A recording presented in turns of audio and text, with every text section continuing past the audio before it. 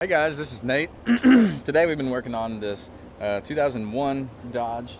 It's a 24 valve Cummins, and we actually picked this truck up for $2,500, which is a steal. It's an automatic truck. It's a short bed. It's like I said, it's 3/4 ton Cummins, and it's had several issues with steering and stuff. We've already threw some new wheels on it, but the big issue is that it would not shift out of. Well, it wouldn't automatically shift. So if you pulled it down in first gear, it would take off in second or third. And so we were having all kinds of issues like that. But basically, this video will detail a governor pressure solenoid replacement, a band adjustment, and a fluid and filter change. Yeah, sorry, it's been a long day. But anyway, we'll get to it. The procedure for most of these automatic transmissions is to pull all the side bolts out and then pull the middle, front and rear bolts out. And what we do is we start cracking these, and it'll start spilling fluid out pretty soon. We're going to crack these, and generally I like to loosen the front a little bit more than the rear. See how it's spilling out? And making a mess. We're going to do fluids, filter, governor pressure solenoid, governor transducer. I'm going to do a band adjustment. Loosen up the rear a little bit, and that'll let the fluid come out a little quicker. This is a deep pan because it's a 47 RE. An older, like 727, is going to be a very shallow pan, so I bet we get closer to 8 quarts. Whereas on a 727, you get closer to 4.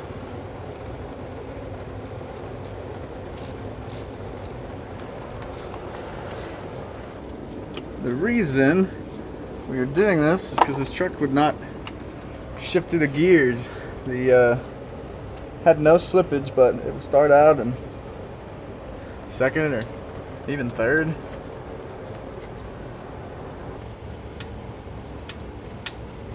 About impossible to not get greasy at some point in this.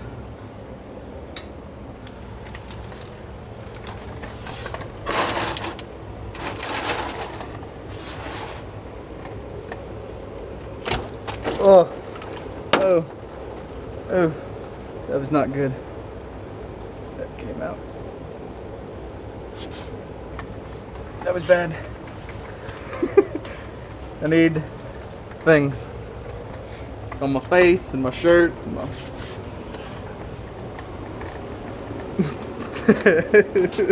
that's how you're not supposed to do it.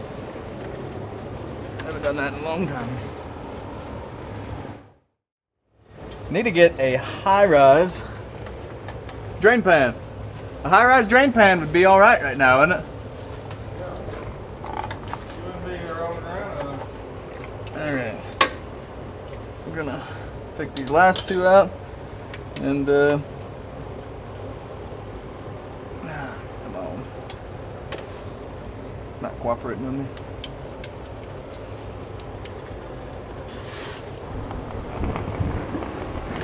I'll be honest with you, this looks great. There's hardly any metal or chunks of anything in this pan.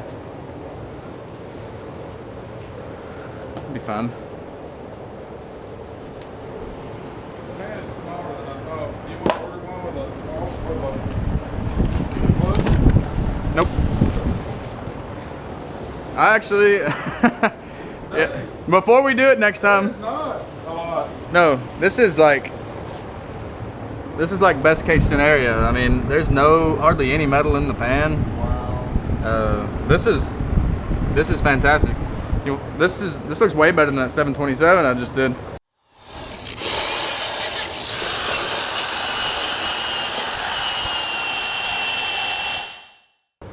All right, first thing we'll be doing is the transmission band. I believe this is a T25 torx. Excuse me, transmission filter with a T25 torx.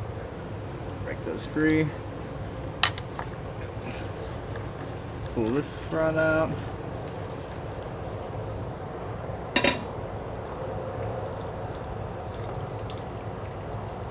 Let it drain.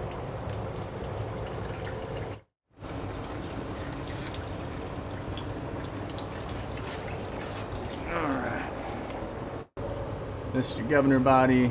This is your reverse band.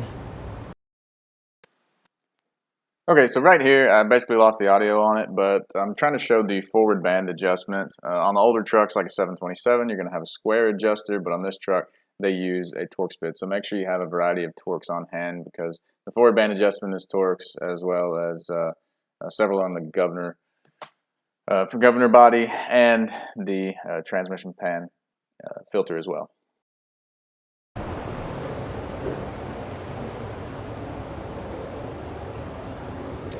Alright, we're going to adjust the reverse band, and it's best to break this nut loose. Come on. Come on. Yeah. So they had that tight. And they say to back it off 5 turns, approximately. But we'll get it. After you do that, so this that was a 14mm or 9/16. You can use a quarter, and we're gonna run that all the way in.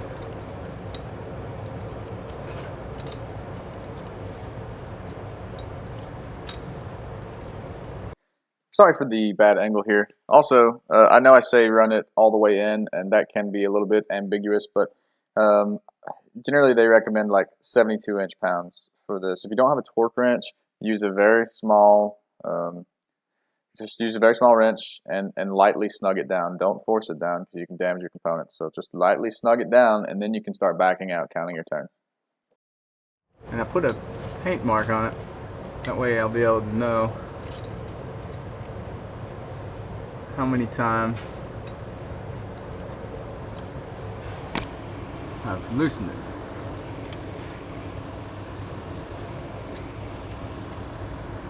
The torque spec is 72 inch-pounds, but that's just lightly snug with a wrench.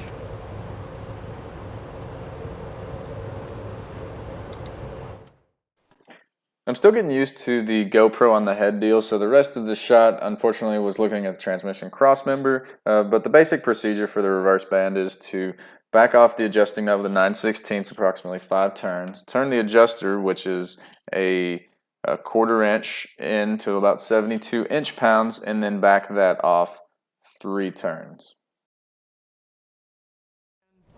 We have taken off the filter. Now we're going to pull out the governor housing.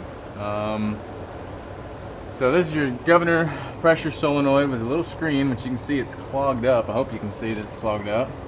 And then you've got your transducer here, and the kit came with a speed sensor as well.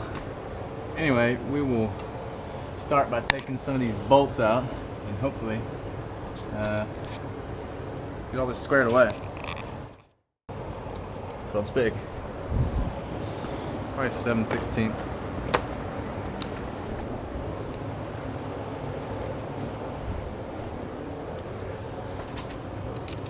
Alright, 7/16 it is. Tell you what, I like to keep things organized.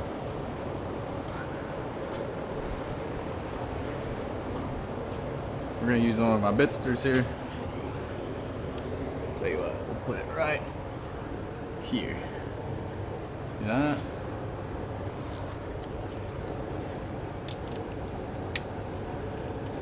We'll break all of them free. One, should be 4 of these. 2, 3, 4.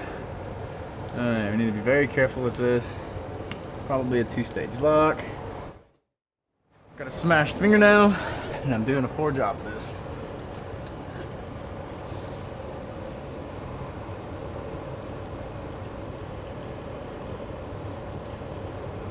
There it is, that's what I wanted. Okay. And then that slides off. Transducer. This right here, locking tab for the pressure solenoid, and that's off. Now we can pull the governor body out.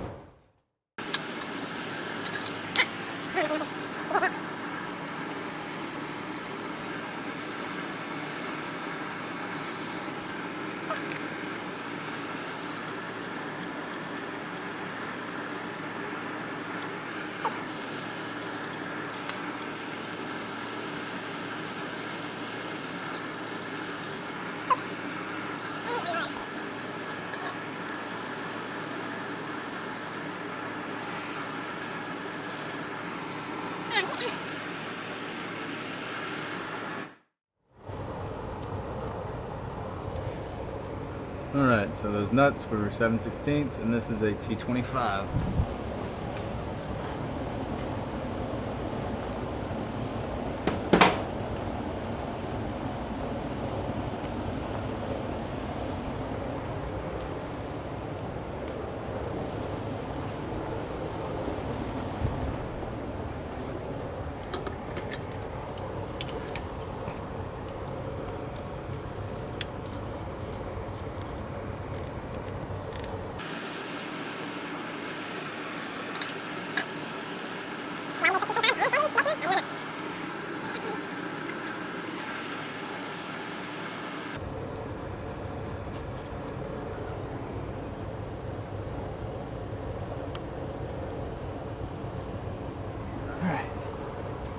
And we're dropping and we're spilling fluid.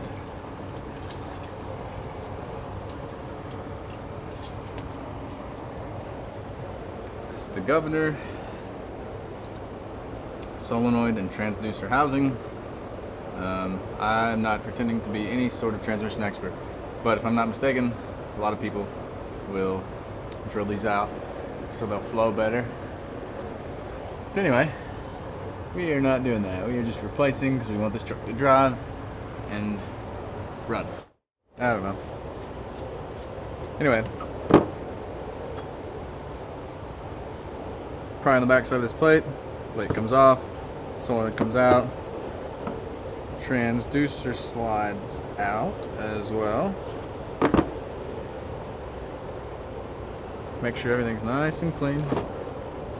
Don't want any dirt or debris, metal shavings, transmission funk.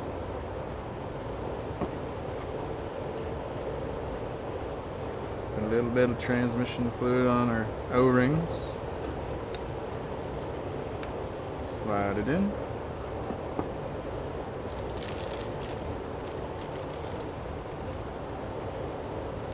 This is pre-oiled.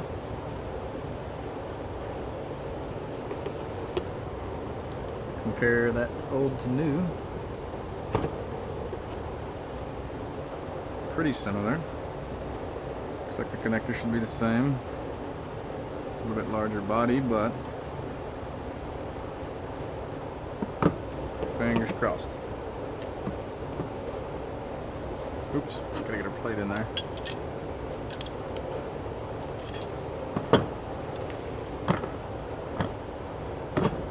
More than likely, you could just clean all this up, put it back together, and it would be shifting fine.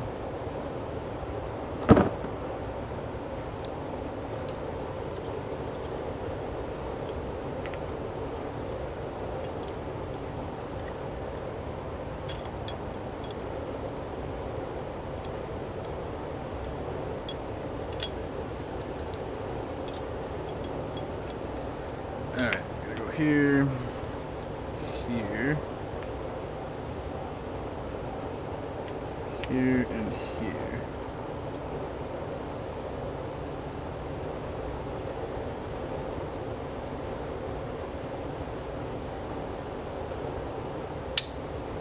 Snapped in place. Sensors all good. Let's put this back on. Oh, I forgot. We gotta pull this old gasket off.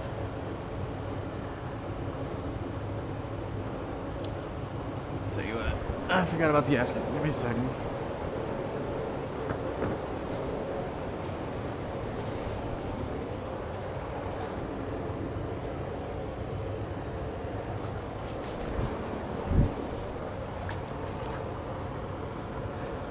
Might as well replace it since we got it out. Boy, she's on there. Come on. Oh yeah. Here we go. There we go. Nice and easy. Beautiful. Came off one piece. We want to match it up with the old one. Just like that. And go up like that.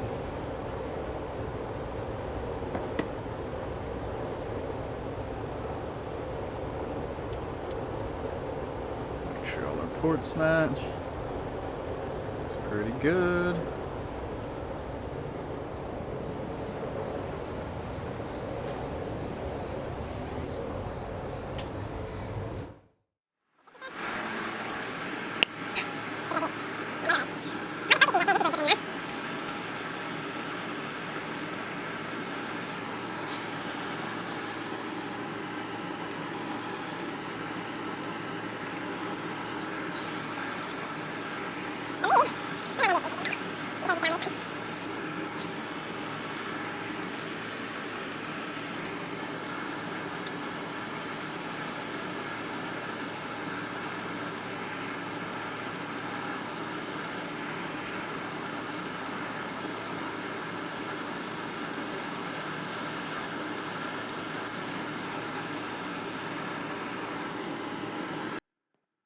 So right here, I actually fumbled a lot with the small connector that's on the governor solenoid itself. It turns out that I actually had to invert the harness connector. You know, there's usually a little bit of memory in these, and it's almost like the harness connector was opposed from the factory way. Now that may be incorrect, but that's about how it felt putting it back together.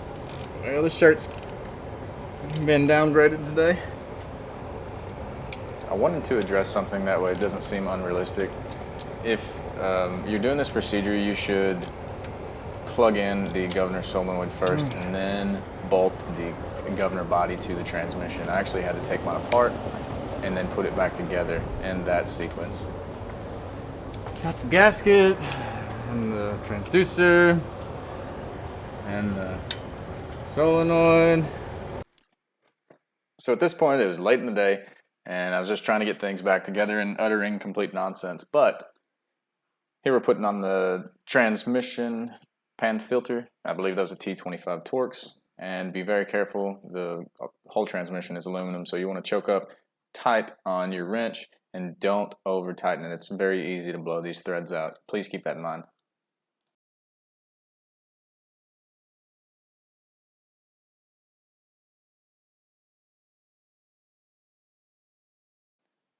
So with these 47 RE pans, I like to use a Mopar reusable transmission pan gasket, or in this case, I'll use a quart gasket with no RTV. If you tighten these down in the correct sequence, they do not leak unless you have a damaged pan. That being said, you always want to tighten these in a crisscross pattern. Imagine it like a very large wheel. You'll start on one side and the other, hand tighten, and then after you do a full circle of hand tighten, choke up on the wrench, lightly snug, and then for your last sequence, you just want to check to make sure you've got them all tight, and I'll just do that clockwise. That way we just make sure that every bolt has been addressed. I really didn't get a good video of the forward band adjustment with this GoPro mounted on my head, but it's on the driver's side, and this diagram will show you approximately where it's at. The older trucks are going to have a square adjustment. The newer trucks will have a torx adjustment, and it's pretty large torx, like a T35, somewhere around in there. So have a variety of torx on hand. Same procedure, use a 3/4 inch socket. You're going to break the lock nut free, back it off approximately 5 turns. You'll turn the adjuster in until it snugs up. They say 72 inch-pounds, but that's just a little bit over hand tight with a wrench. For this particular truck, it called for 1 7/8 turns out, but that varies depending on your year, so make sure you do your research. Personally, we like to run our bands a little bit tighter than what the factory calls for, but be educated on what you are doing. So I'm working on the Cummins truck, which I did the transmission work to, what we all do, band adjustment, fluid change, filter change, new pan gasket, governor, pressure solenoid, and transducer. Great news is the truck is shifting and doing well.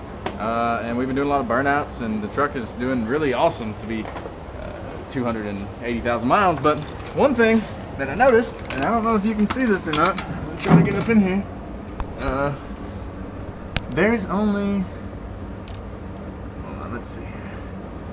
There's only one bolt on each side of the U-joint strap. So I've got a strap kit, and we're gonna throw this together. And if you don't know how to put a bolt in, that's unfortunate. So I'm not gonna film all this, but we'll get some more footage in a moment. Okay. Transmission serviced. Tires are aired up. Replace the 2 bolts missing out of the U-joint straps. Let's see if this thing will do a burnout.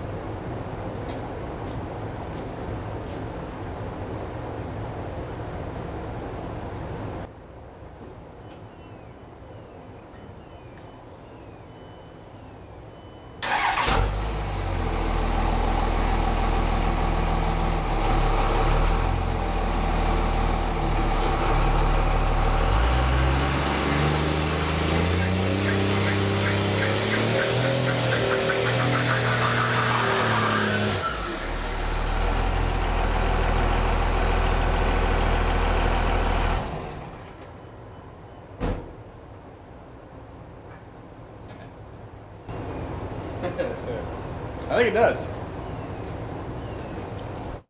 Alright, let's see if this thing shifts out good.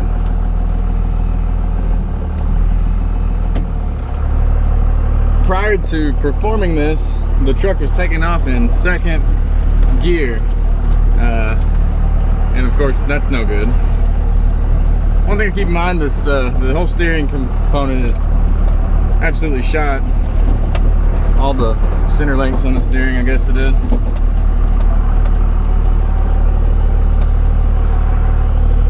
If you wonder what that switch is, it's for the lift pump.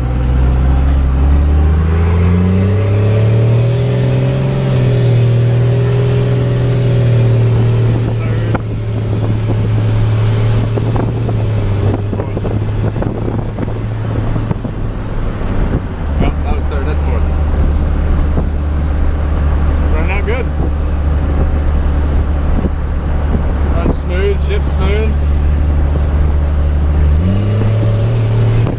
Truck makes a lot of power. Alright guys, well, as you can see, the truck shifts out great. It is definitely, we definitely got it squared away, and it's doing really awesome. As you can see from the driving videos, the last things we really need to do is get the front bumper fixed and throw some steering components at it, which we've already got off of a parts truck. So I'm pretty excited to use this truck and hopefully pull with it a little bit. It seems like it's going to be a good one, that's for sure. But anyway, if you don't mind, please like, subscribe, share, and appreciate you stopping by.